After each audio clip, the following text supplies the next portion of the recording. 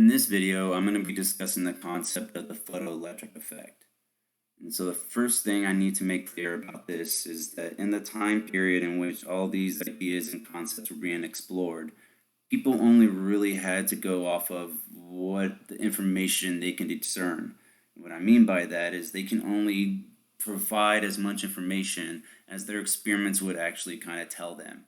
And so whenever all the experiments are telling you one thing, that's all you can really determine. That's all you can really figure out and tell everybody else.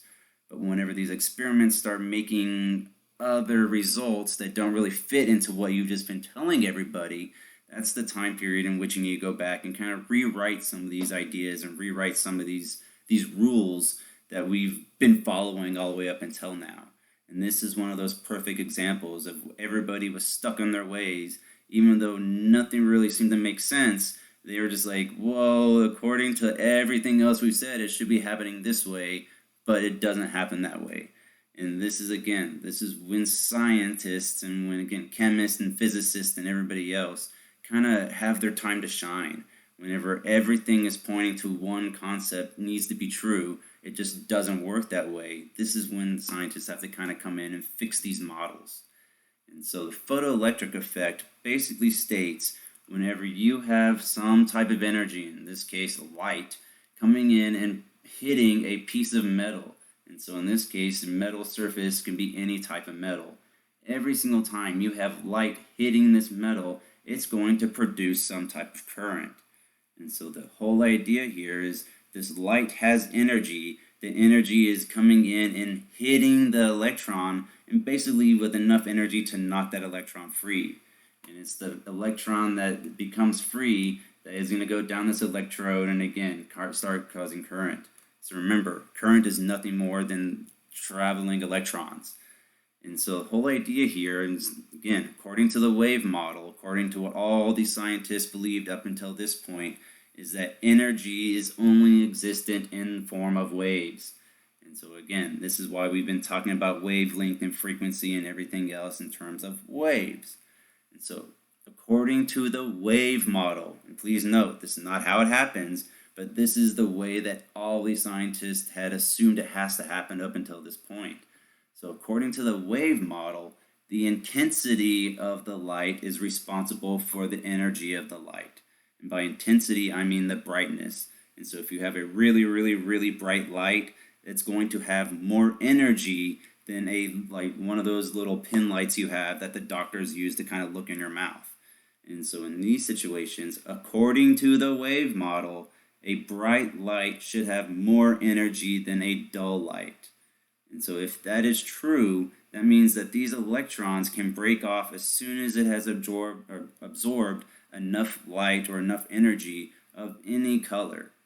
But unfortunately, in the real world, that's not how it works. In the real world, the electron only breaks free, or current is only going to be measurable whenever this piece of metal is hit with a certain color of light.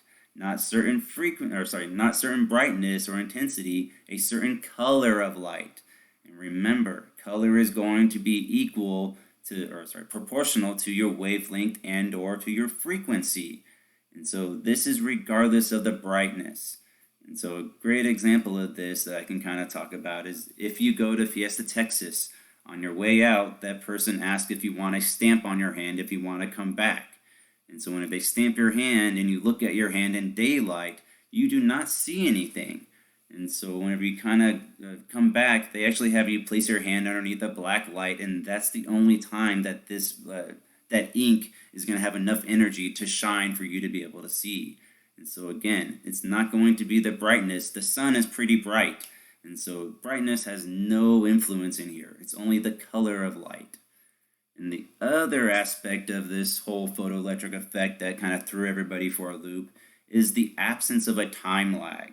And what I mean by that is if we are talking about the wave model, and again, according to the wave model, which isn't true, but the way that everybody thought of at the time, according to the wave model, if you have a dim light, that means less energy is going to be absorbed by that piece of metal. And so therefore, it's going to take a while for that electron to store up enough energy to actually kind of plop off.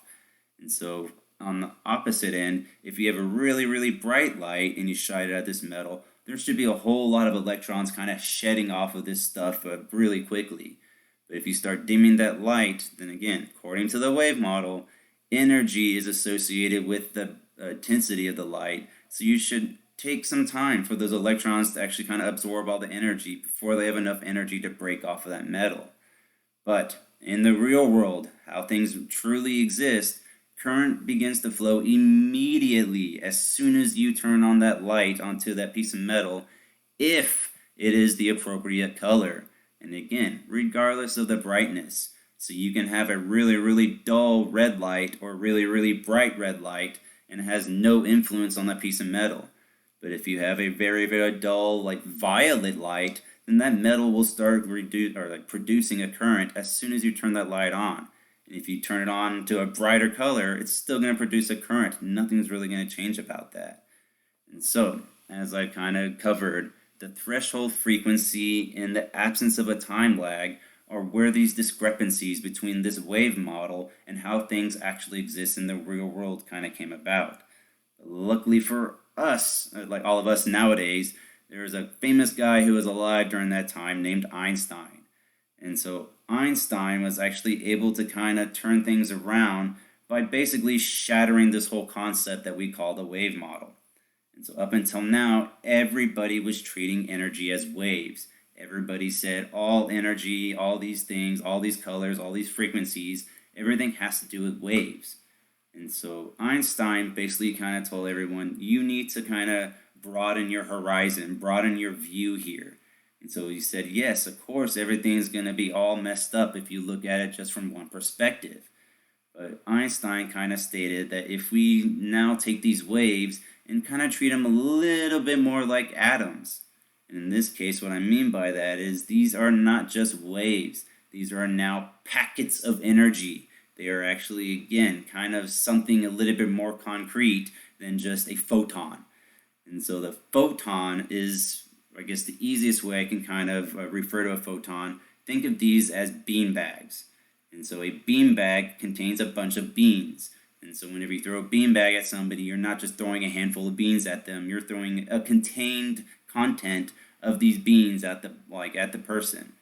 And so a bean bag is going to be your photon. The different number of beans inside of that bean bag are going to, again, account for the different amounts of energy of your photon. And so these packets of energy can now be kind of, again, described as total amount of energy. Instead of just waves, they have some properties of waves, but now they have kind of properties of matter as well. And so when we talk about the photon theory, it helps, again, explain the threshold frequency, because as I've already mentioned and as we've kind of already discussed, the intensity is equal to the number of photons. It has nothing to do with the energy of those photons.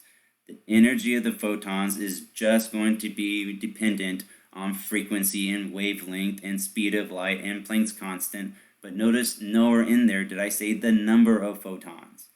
And so when we talk about the energy of an individual photon, it is going to, again, be related to its frequency or wavelength. And so in this case, if you have a minimum frequency or minimum wavelength, you're talking about, again, some specific color that has to be absorbed, regardless of the brightness.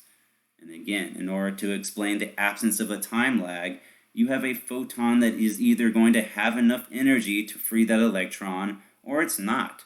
And so there is no storing of energy from the electron. And so one way I can kind of describe this concept, say that you have a watermelon sitting on the very edge of a table. And so if you take a bunch of grapes and you start chunking them at the watermelon, one grape at a time, it's probably not going to impact that watermelon too much. Even if you have a whole handful of those grapes, and you put those grapes inside of a little baggie, and you take those grapes inside the bag, and you throw it at the watermelon, again, probably not going to knock that watermelon off. But say that you have a bowling ball, and you take that bowling ball and you throw it at the watermelon, that watermelon is most likely going to be knocked down. And so in this case, your watermelon can't sit there and hold on to all these grapes that you're throwing at it until it has enough grapes to fall over. It's either going to be all in and one hit punch, or it's not going to happen. either have to have enough energy to knock that watermelon off in one hit, or it's not going to happen with that amount of energy in your photons. And so please kind of look over the videos I've posted on Blackboard about this concept, and please read about this stuff in your book if you have any other concerns.